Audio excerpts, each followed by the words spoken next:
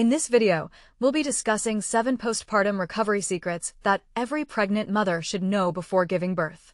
These are the things no one really talks about, but they can make a huge difference in how prepared, confident, and supported you feel after delivery.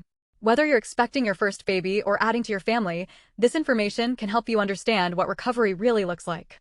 Before we get started, please like this video, share it with another mom who needs to hear this, and subscribe to the channel for more honest, practical content about pregnancy, childbirth, and life after birth. Join our community, because no mother should go through this journey uninformed or alone.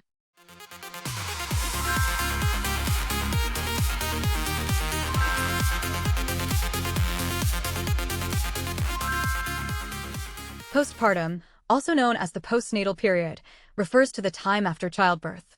It begins immediately after delivery and generally lasts 6 to 8 weeks. During this period, your body goes through many physical and emotional changes as it begins to heal and adjust after pregnancy and birth. While some symptoms improve within weeks, others may last for months. Getting adequate rest, allowing your body time to heal, and eating nutritious foods all play a major role in supporting postpartum recovery.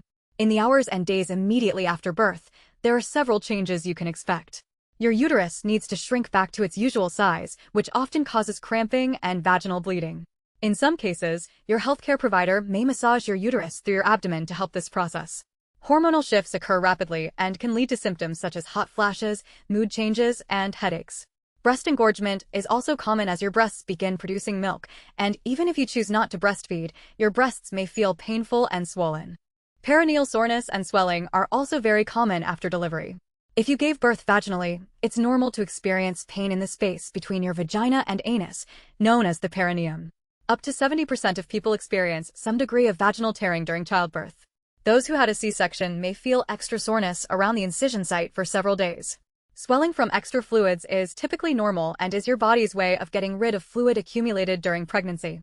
This swelling usually decreases within a week, but if it's accompanied by chest pain or difficulty breathing, it may signal a more serious condition.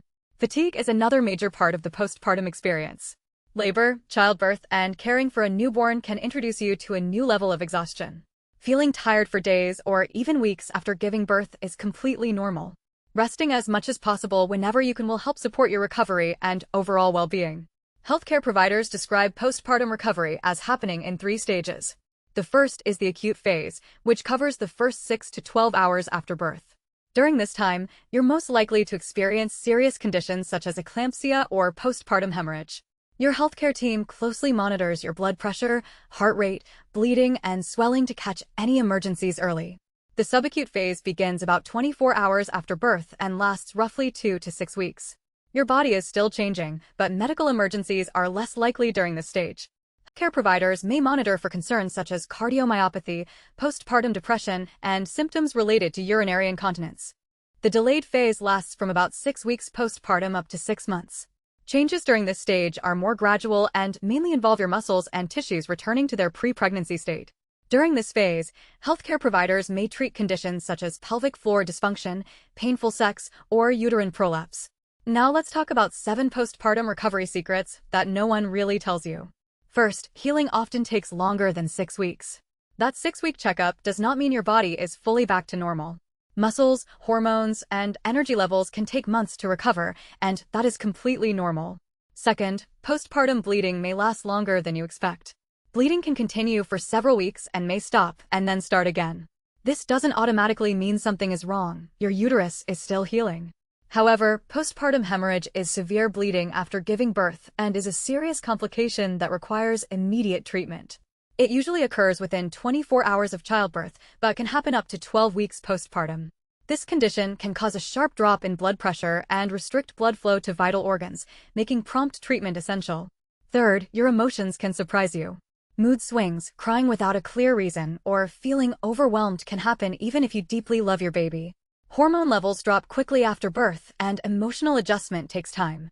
Baby blues often involve sadness and tearfulness that fade after a few weeks, while postpartum depression and postpartum anxiety are more intense and longer-lasting, often requiring medical or behavioral treatment.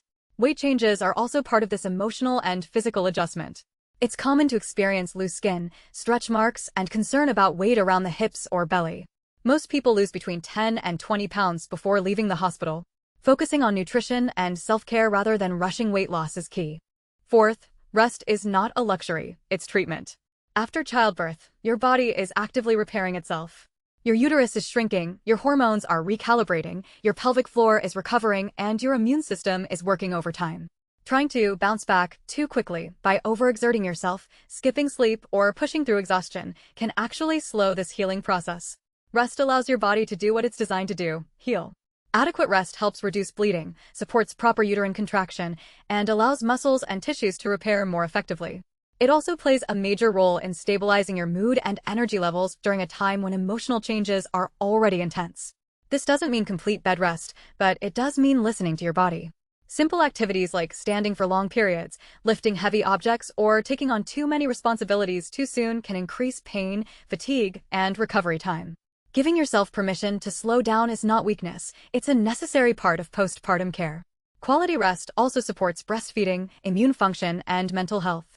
When rest is prioritized, many people notice better milk supply, less pain, improved mood, and fewer complications. Accepting help, sleeping when possible, and setting realistic expectations during the postpartum period can make a meaningful difference in how your body heals. In postpartum recovery, rest is not optional self-care, it is essential treatment. Fifth, your pelvic floor needs attention. Even without pain, pregnancy and delivery stretch pelvic muscles. Gentle pelvic floor exercises, when approved by your healthcare provider, can help prevent leaks and discomfort. Perineal soreness can last weeks, and measures like sitting on a pillow, rinsing with warm water, and using cold sanitary pads can help ease discomfort. Sixth, pain isn't only down there. Back pain, hip pain, wrist pain, and shoulder pain are very common, especially from feeding, lifting, and carrying your baby. Postpartum recovery involves your entire body, not just the birth area. And finally, recovery looks different for everyone. Whether you had a vaginal birth or a C-section, whether this is your first baby or your fifth, no two postpartum journeys are the same. Comparing yourself to others only adds unnecessary pressure. If you found this video helpful, take a moment to support the channel. Like this video, subscribe for more honest and educational content, and join our growing community where we talk openly about pregnancy, birth, and recovery. Your support helps us reach more people who need this information.